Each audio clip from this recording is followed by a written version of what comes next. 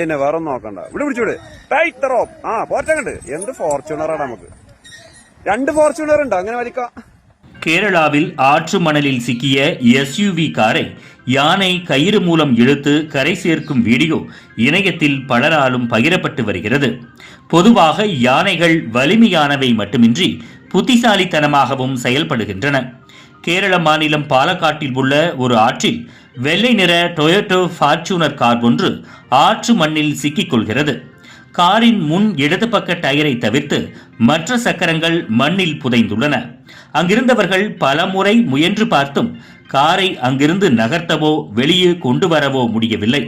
இதைத் தொடர்ந்து எஸ்யூவி காரை இழுக்க யானையை கொண்டு வருகின்றனர். சங்கர நாராயணன் என்ற அந்த யானையை பாகன் அழைத்து வருகிறார். இதன் பிறகு தடினமான கயிற்றை காரின் முன்பகுதியில் கட்டி யானையை இழுக்க பாகன் சமிக்கை மூலம் சொல்கிறார். இதையடுத்து தனது பலத்தை கொண்டு யானை தனது தும்பிக்கையால் காரை இழுத்து கரைக்கு கொண்டு வருகிறது. இந்த வீடியோவை பார்த்த இணையவாசி ஒருவர், யானையின் முன்னால் எஸ்யூவி கார் மாருதி 800 போல தெரிகிறது என்று வேடிக்கையாக பதிவிட்டுள்ளார்.